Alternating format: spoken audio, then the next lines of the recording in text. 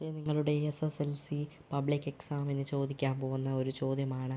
ഇങ്ങനെ ഒരു പാസേജ് തന്നിട്ട് അതിൽ നിന്ന് ക്വസ്റ്റ്യൻസ് ഫ്രെയിം ചെയ്യാൻ ഒന്നെങ്കിൽ 4 ഫ്രെയിം ചെയ്യാൻ പറയും, അല്ലെങ്കിൽ 6 5 ഫ്രെയിം ചെയ്യാൻ പറയും. എന്തായാലും ക്വസ്റ്റ്യൻ ഫ്രെയിമിങ് ഈ പ്രാവശ്യത്തെ പബ്ലിക് എക്സാമിന് ഉറപ്പാണ്. അങ്ങനെ ഒരു ക്വസ്റ്റ്യൻ ഫ്രെയിമിംഗ് ആണ് ഇവിടുത്തെ നമ്മുടെ പീസ് ഓഫ് സ്ട്രിങ് എന്ന് പറഞ്ഞൊരു ക്വസ്റ്റ്യൻ ഫ്രെയിമിംഗ് ആണ്. Suddenly the drum beat in the courtyard outside the ഡ്രാവൻ. ഇവിടെ എന്താണ്, ഫസ്റ്റിലെ നിങ്ങൾ എന്താണ് ആ ഒരു പാസേജ് വായിക്കണം. വായിക്കുമ്പോൾ എവിടെയൊക്കെ ക്വസ്റ്റ്യൻ കിട്ടുമെന്നത് എന്താണ് അവിടെ എന്താണ് മാർക്ക് ചെയ്യുകയോ അല്ലെങ്കിൽ എന്താ ഓർത്ത് വെക്കണം. എന്നിട്ട് ലാസ്റ്റാണ് ക്വസ്റ്റ്യൻ തയ്യാറാക്കേണ്ടത്.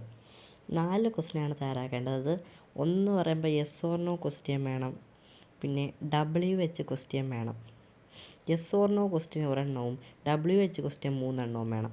ക്വസ്റ്റ്യൻ ഉണ്ടാക്കുമ്പോൾ നിങ്ങൾ ഏറ്റവും കൂടുതൽ ശ്രദ്ധിക്കേണ്ടത് അവിടെ ഗ്രാമർ തെറ്റരുത്. ഗ്രാമർ തെറ്റിയാൽ അവിടെ മിക്കവാറും മാർക്ക് പോവും. അതിന് കറക്റ്റായിട്ടുള്ള ക്വസ്റ്റ്യൻസ് തന്നെ എന്താണ് ഇടണം. അതിന് നിങ്ങൾ ഫസ്റ്റിലെ ആ ക്വസ്റ്റ്യൻ ഫുള്ള് വായിച്ചിട്ട് അതിൻ്റെ ആൻസർ കണ്ടുപിടിക്കണം. ഇപ്പോൾ ഈ ഒരു പാരഗ്രാഫ് ഇവിടെ നിന്ന് നമുക്ക് എന്തൊക്കെ ക്വസ്റ്റ്യൻ ഫോം ചെയ്യാം, ഇത് വായിച്ച് നോക്കിയിട്ട് നിങ്ങൾ ക്വസ്റ്റ്യൻ ഫോം ചെയ്താൽ മതി.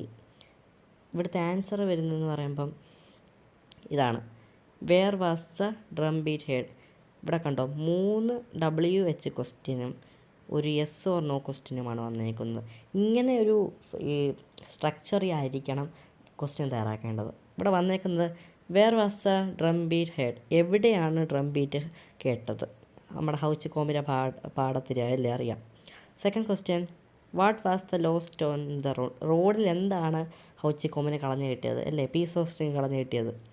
3, what did the pocket book contain, ആ ഒരു പോക്കറ്റ് ബുക്കിൽ എന്താണുള്ളത്.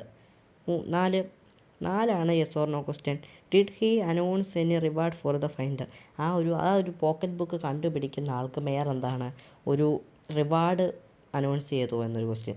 ഇങ്ങനെ ഈ ഒരു ടൈപ്പിൽ വേണം നമ്മൾ ക്വസ്റ്റ്യൻ ഫ്രെയിം ചെയ്യേണ്ടത്.